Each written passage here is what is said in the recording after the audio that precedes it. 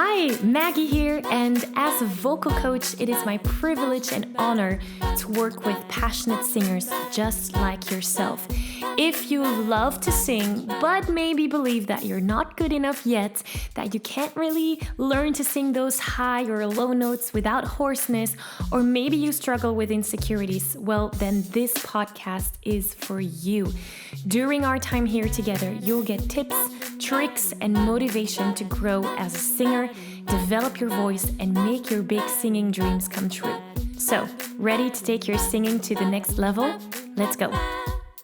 Hi, and welcome to this new episode. Today, we have a special guest joining us on the show. Her name is Stephanie. She is an amazing, beautiful, and just giving person. I feel very honored to have her here on the podcast today. We're going to be talking about singing.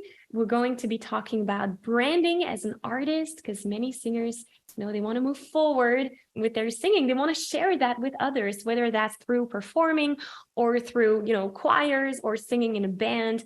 And how you do that and how you package that whole, artist branding is an important piece of that. And so Stephanie is going to be talking about all of that. So who is Stephanie Carlin, right? Stephanie is on one side a coach, but also an artist. And in a world that profits from you doubting yourself, Stephanie Carlin is a beacon of truth. In her lyrics, she ripped through the fear, bringing a remembering of how to trust yourself again. She is set up with watching people suffer and self-sabotaging their own dreams. I think that's something that we can all recognize. And that's why she founded the Truth School. This transformational incubator helps industry trailblazer unlock the emotions behind their imbalances and diseases so that they can trust themselves again, reclaim their truth. So if you're an artist, the Truth School is for you. And this is what Stephanie is all about. This conversation really was very inspiring for me as well. So I hope you get as much out of it as I did. So without any further ado, here is my conversation with Stephanie. Enjoy.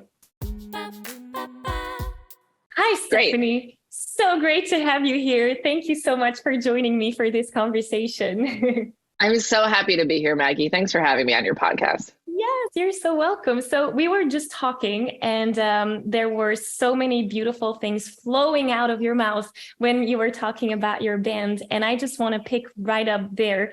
These podcasts, interviews, and the people I bring on the show, they're just so inspiring. And you are so inspiring. When we met in Arizona.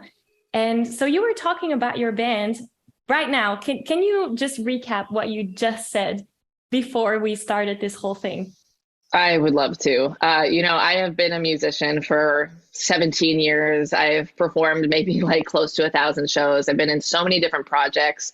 And then, I also help artists monetize their soul's purpose, essentially. And it doesn't get old when you start building something from scratch and you get a win. And that's what's been happening. So in my new band, our band name is Forfeiter. We only have 3 songs out. We have many on deck, but we only have 3 songs out. And I have been telling my email list on my newsletter, Taste of Truth, I've been saying, come along for the journey. We have 0 followers. We have basically 0 streams.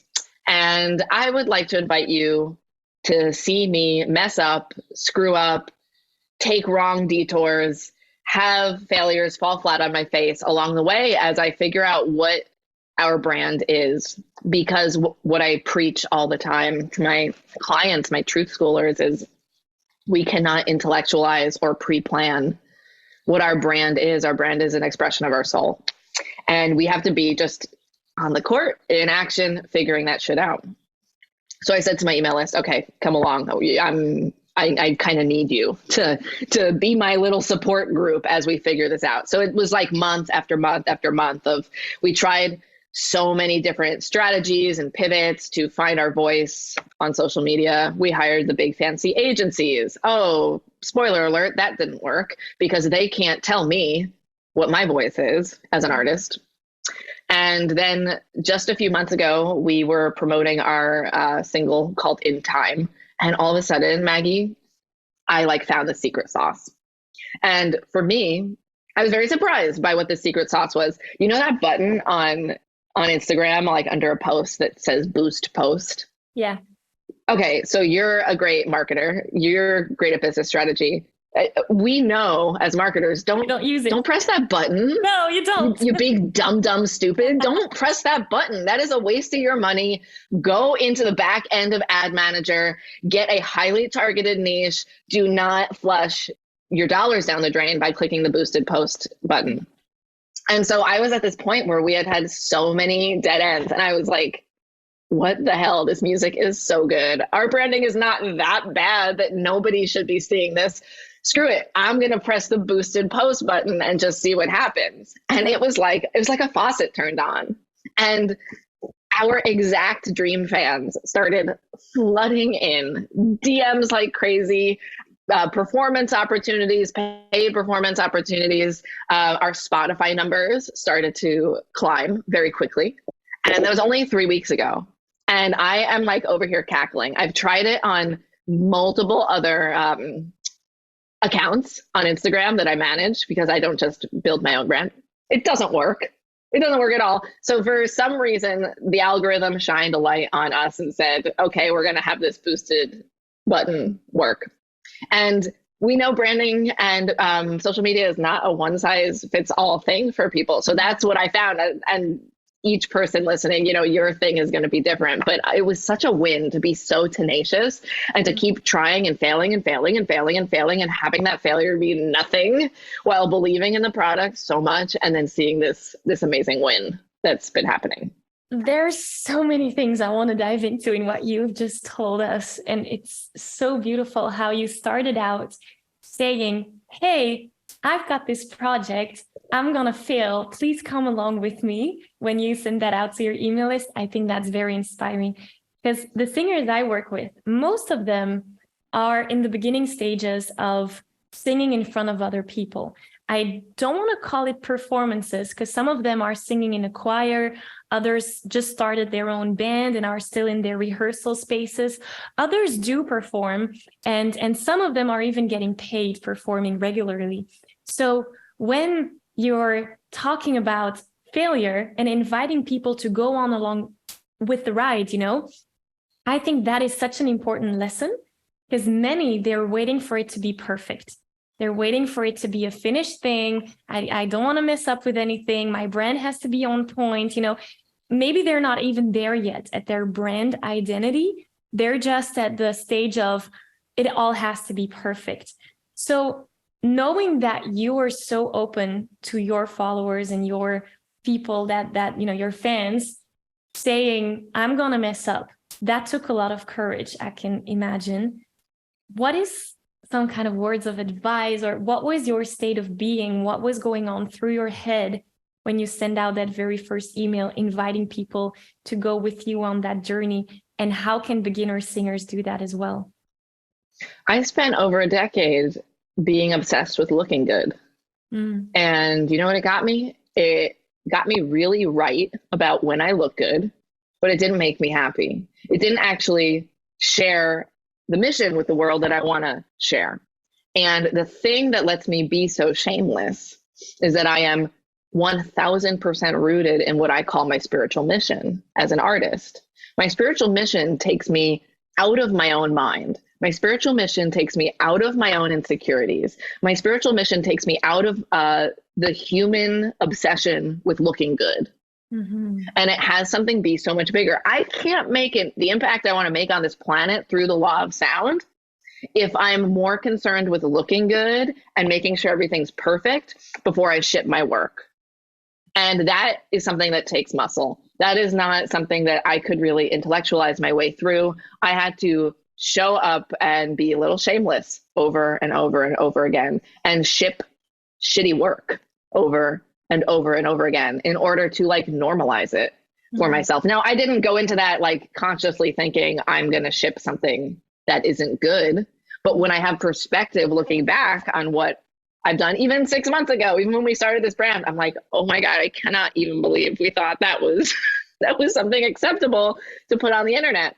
But as my bandmate says, which I really love him for this, he says, the good thing about no one seeing it is actually that no one's seen it. So I can feel my shame about that terrible thing we put out there. But the great news is it got 50 views. So nobody saw it in the first place. There's just my own wound to lick of shame. And that is very freeing for me. It's very liberating. Nobody is going to get the impact you're going to make unless you ship your work, and it's going to be bad. That is so true. And I love how that shame to you is kind of the medicine to overcome that perfectionism, which is it's an insight I think that many people don't really have. So I thank you for sharing that. Another thing that you shared in the first story that you told about how your brand exploded in these last 3 weeks is finding your brand voice and finding who you are as an artist. And I think that's also something that many, many singers are in search of. So how did you find that? How was that for you, that journey? Yeah, well, I want to start answering that question by saying, if you are making music for yourself, then none of this really applies. There are so many people who want to develop themselves as artists and musicians to just use that medicine on themselves.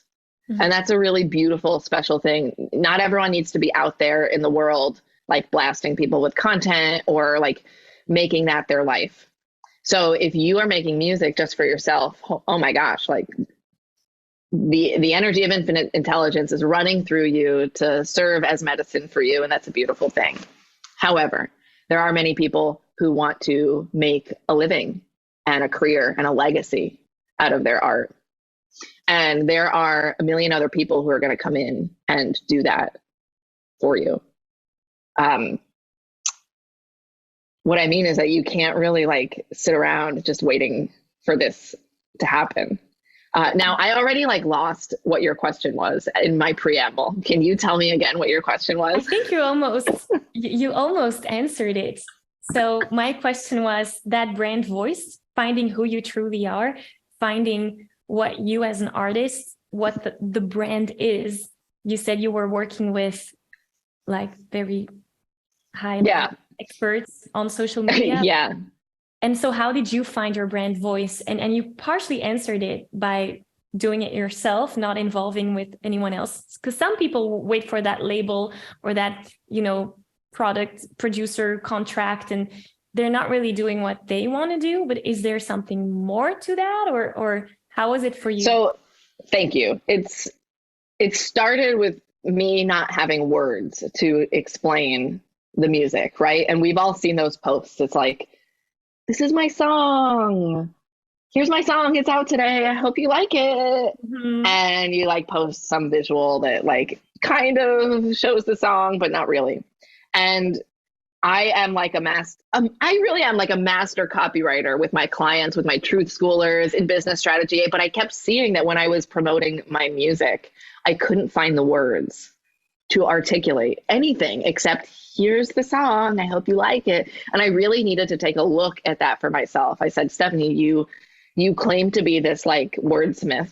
You claim to have words for everything. Yet when your music is there, you have no words to explain it. And that took me on a journey of maybe the last year or so of exploring the world I desire to create when people step foot into my musical sphere.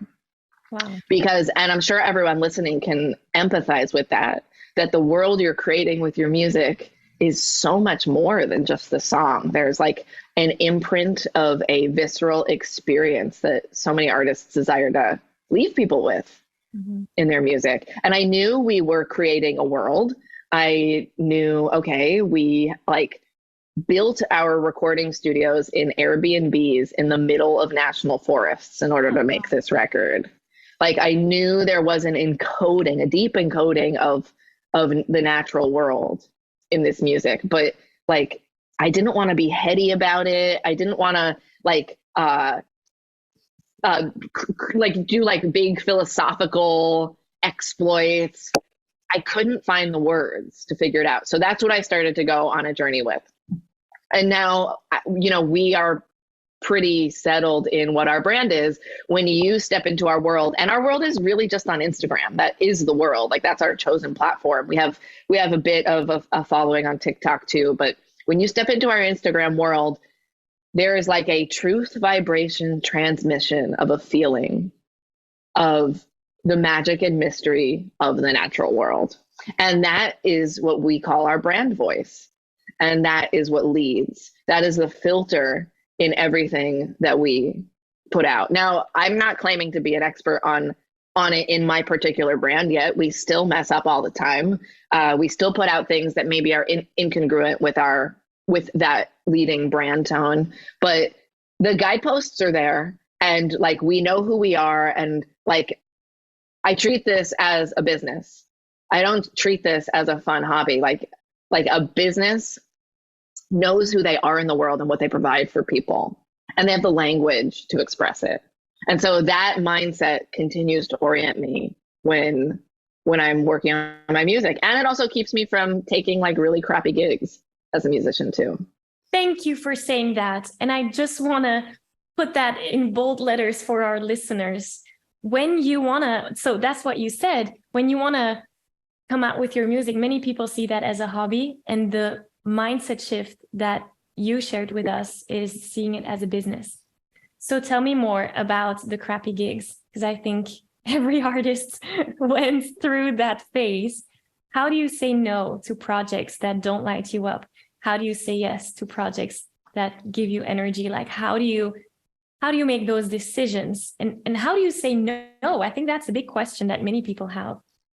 Maggie, the music industry would be so much healthier if artists could gather their spiritual strength, take a deep breath, and say no to the crappy gigs. I am on like such a crusade with my little circles to empower people to say no. I mean, I have my hands in many industries. I have my hand in business strategy. I'm a healer. I'm an energy expert. I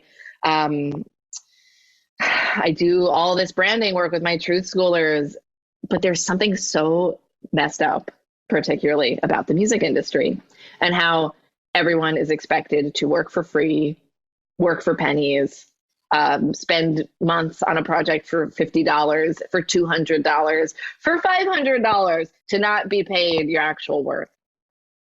So your question is, how do we say no?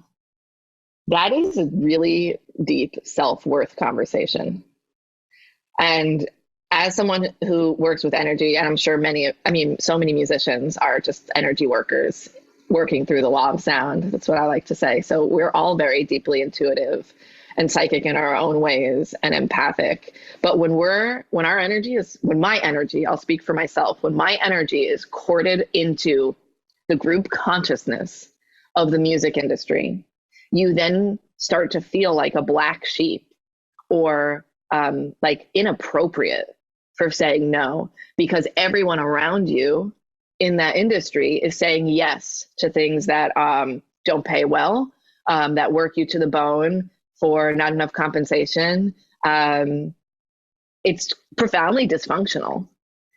And I'm like musing on this because I live in LA now and the film industry is here in LA. And like, I'm like, damn, at least those film people have unions. They have like people they can band together with. Like, I know there are technically like music unions out there, but like we're just such a lawless community. We don't have that kind of group support that like advocates for our rights. Instead, we all kind of like slump back, shrug our shoulders and go, it is the way it is. Yeah. Or oftentimes I hear people say, oh, but I love it so much. I don't mind doing it for free in the beginning. And then it goes to, but it's my passion and I really love to sing. So I should just do it for free. And then it starts to get resentment of like, oh. It sure does. Exactly. So how do you resentment resentment is one of the most corrosive energies a human being can live inside of. And I tell all my truth schoolers, one of the things we talk about on day one is that I'm really a demand for the people around me to live a life free of resentment rejection, and regret. To live inside of those 3 R's energetically is so corrosive, destructive, and dangerous. So it does get better in the music industry. It's not like there isn't any money anywhere, but there's a certain tier when you begin your career that says, oh, well, I just have to work for free. But except that you don't, because a business can't be healthy when you're working for nothing. So to start orienting yourself into like that this is a business and that you're CEO of a company and and the music isn't even the product that you're selling, because the music is inherently valueless. Let's get real. The music is content. The music is content. Now, when you start hitting millions of streams, you're going to see a nice revenue check come in, a nice royalty check, and that's going to be really nice. But that is for one day very soon, but not right now. So you must think, at least I want to try to speak in the first person. I must think of my music as the content where paid products become the arms out of that content. Even though my heart and my soul is put into that piece of music, and that is the art. As a musician, I see that as the art first and foremost, but as a business owner, it is the content. And getting so clear on these lanes of energy is what frees me up to easily say, I'm absolutely not playing a garbage bar gig. That part of my career is done. It's also not going to serve our demographic. That's not going to serve my spiritual mission. And people will feel the transmission when I'm free of resentment, rejection, regret, when I'm connected to my power. So these are all the moving pieces, both in the energetics and the business strategy, that I'm always thinking of for myself. But, like I said, I did 15 years of that grind. I'm done. And nothing gets me off more than helping another musician get off that grind too. I love that. And also the fact that you repeat it yourself not repeat it yourself, but that's the second time I hear this word, spiritual mission. And I think once someone is clear on that, then the brand voice will automatically follow. Am I right in saying that? Would that be a safe assumption? I think so. And I think it's what feels the best. I'll tell you my spiritual mission. I got the words for my spiritual mission in a meditation. My favorite way to meditate is to go into a theta brainwave state through a very gentle, safe, loving hypnosis. And it's actually what I teach my clients to do as well. So I was in a theta brainwave state, and I was asking infinite intelligence to show me my spiritual mission. And I got the words loud and clear, that my spiritual mission is to help the dead become alive through the law of sound. And the image I saw when I got this was of the eyes. When you see someone with dead eyes, you see a baby's eyes. They say that a baby alters consciousness in their eyes at the age of 7. This is when their self-awareness comes in. This is when their self-consciousness comes in. This is when they start to understand, I'm a human being in the world. Maybe I should start looking good. This happens around 7 years old. And it breaks my heart when I'm in a sea of adults and I see that lifelessness in their eyes. I mean, we all love seeing God's energy through the eyes of a child, right? That spark in the eye. But when people listen to music, or it's just a spiritual experience, it's like going to church for so many of us who might not have a religious affiliation with a God. Yeah. And I see that spark come alive. And so that to me is my spiritual mission, is a sea of faces, bringing that dead light in the eyes alive. Now, let's see if I do that or not, but it really nourishes me and inspires me, and it is the place I can return to when I get resentful, when I feel rejection, when I start collecting regrets. I can return back into that spiritual mission, and that is what gives me spiritual strength to move through the ridiculous grind of our industry. That is beautiful. And I can imagine that if you have your spiritual mission in the forefront of your thoughts before going on stage, your performance will be radically different than if you keep in the worry or the fear, or what if I lose my lyrics, or what if they're going to laugh at me? That's where we get those stress responses. If someone can just be present with their spiritual mission, I can imagine that that will be a whole different experience. Is that what you experience as well? It is the antidote to this perfectionism that you speak of, because like who cares if I'm worried about missing a note? That's not why I'm here. I'm not here for that. I'm here for the spiritual mission, which is so much bigger than me, which is just an energy running through me. And we all know that as musicians, that when you drop into this moment, is why we all put up with this nonsense, is for that moment where God comes through you, where creator comes through you, source comes through you, whatever word you want to use that lights you up, that where that energy that's bigger than you runs through you. That's why we do all this stuff. Yeah, it is. And feeling that, that's what I call freedom, and freedom of voice, freedom, the inner freedom. It's indescribable. So thank you so much for sharing that and putting your own spin to it.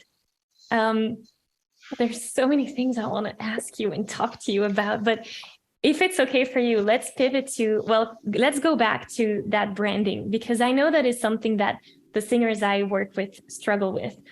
They discover their voices, they learn to sing, and they're like, okay, I want to share this. And then they start an Instagram account, and then they start posting their covers, or sometimes it's original songs. And then that's kind of it, right? So when I'm looking at that situation, what would your advice be, or what would you do to grow beyond that? And I know you're a branding expert, you're amazing with branding. So what is something to keep in mind when being in these beginning stages?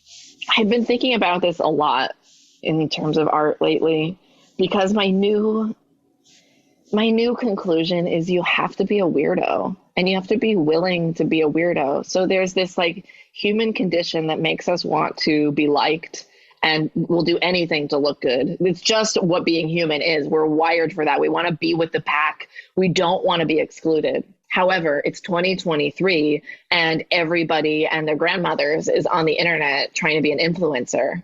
And when I think about the people that really move me, inspire me, I'm like, they're all lunatics. They're all so weird. They're all so weird. I can't afford to not express my weirdness through my brand. If it's an art brand, a personal brand, I'm not talking corporate brand, right? Like you have to be weird, or be willing to. And if the word weird doesn't resonate with you, like maybe it's about just carving out truly your own voice and not giving a rip about what anyone else says to you. Like we just got three pieces of hate mail from our last ad campaign, and I like sent it to my bandmate. I'm like, look, we did it. We got the 3 pieces. They hate us. I was just so excited. I was like, wow, these guys took the time to write out how annoying they thought we were. This is it.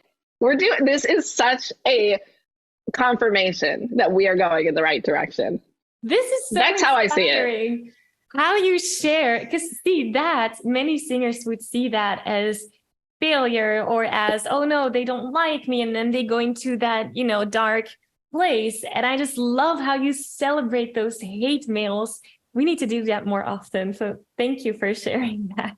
Well, I mean, it's really, if it triggers you to get something like that, then it's just already, it's just highlighting your own insecurity about yourself. Mm-hmm. So that's why it's triggering. Like I have no insecurity. I'm very clear this music is amazing. Yes. And I'm very clear I am going to like not share it in the most elegant way every time. Mm-hmm. So it just means nothing to me when someone says things like that. Yeah, and you can't please anyone. And the fact that you're triggering someone else to write that hate mail means that you have shared your story and whatever you wanted to say in the way that you wanted to say it. And that might trigger some other people, but that at least shows your authenticity. And I think that's just amazing. Triggering people is an important part. I won't say that. I won't say triggering people is an important part of discovering your niche, but being controversial it should be something that is welcomed. It's part of your eclecticness. It's part of your weirdness. And we all have controversial things in our art at some point or another. And I don't know. I always say, like, I want to be very aware of who I'm repelling just as much as who I'm attracting. I love when people unsubscribe to my email list. I invite in all the no's to what I'm up to, because that means I'm getting closer and closer to the people who are a hell yes. And to have a tribe of fans who are a hell yes, no matter how small they are, that is, I mean, God, even like 20 people could change the game for a new artist. To have 20 people say hell yes to your art is so validating, let alone getting up into all the big numbers that everyone always wants. So let's talk about that, because I know you mentioned, not here on the podcast, but we wrote about it, the 1,000 true fans model. I am so curious to hear more about that and why you're obsessed with that. Have you heard of it, Maggie? Have you heard of this before? No, so tell me all about it. So we can maybe link in the show notes, or people listening can Google. Kevin Kelly wrote this incredible essay called 1,000 True Fans. Tim Ferriss, who is a well-known entrepreneur, he is a big advocate of the 1,000 True Fans with Kevin Kelly. They have many podcasts together where they talk about it. And essentially what's being said in this essay is anybody can make and monetize anything with their 1,000 true fans. If you can grow a platform or a following to have 1,000 people who are diehard, who would follow you into the desert, into any offering, sale, concert, merch experience, you have those 1,000 people, you've made it, you're good. The delusion that you need a massive following in order to be successful is indeed that, a delusion.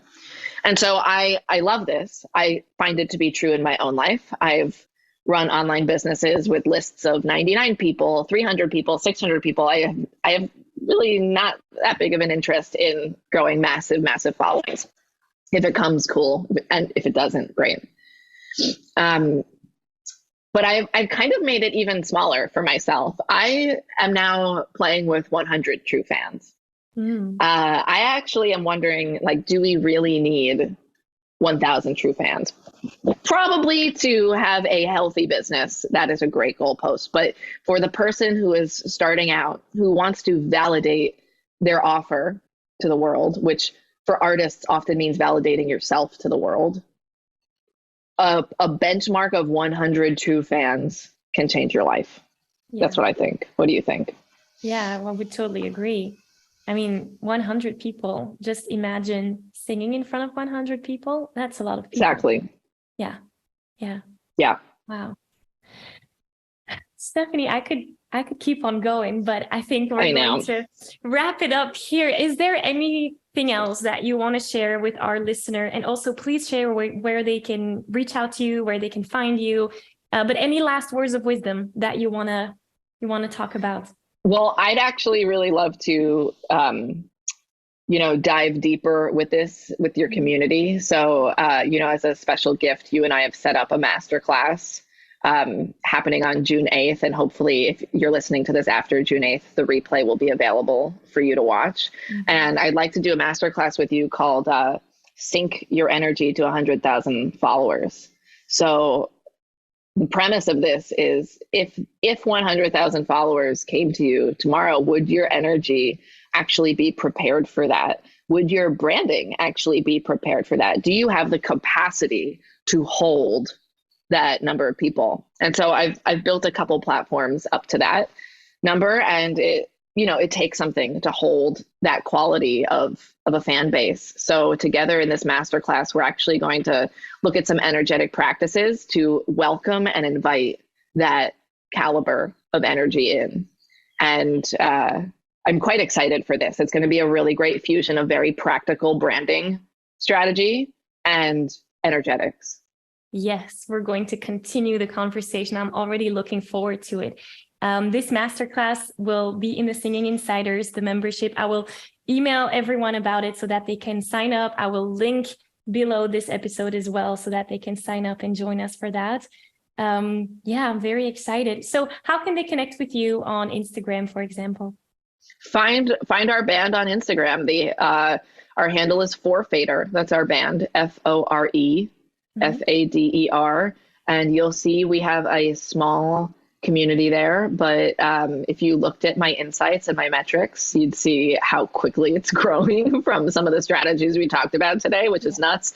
And if you want to join my newsletter, Taste of Truth, that is where I kind of give them behind the scenes updates on all the weird branding things that I'm doing. Interesting. I'll link all of that up in the show notes. Stephanie, thank you so much for this beautiful conversation. And I'm already looking forward to our masterclass together. But thank you so much for taking the time and sharing all of these valuable insights with us. My pleasure. Thank you, Maggie. I'm giving you a virtual high five. Wow, that was amazing. Was it just me or did that go by way too fast? Now, if you don't want to stop here and you want more singing tips, tricks, and exercises, head on over to www.singinginsiders.com. Also, if you liked and valued this episode, be sure to subscribe to this show, share it with your friends, and leave a review so that we can reach even more singers and spread the power of singing. So thank you for being here. Thank you for your enthusiasm and support. And I look forward to see you here again soon. Bye.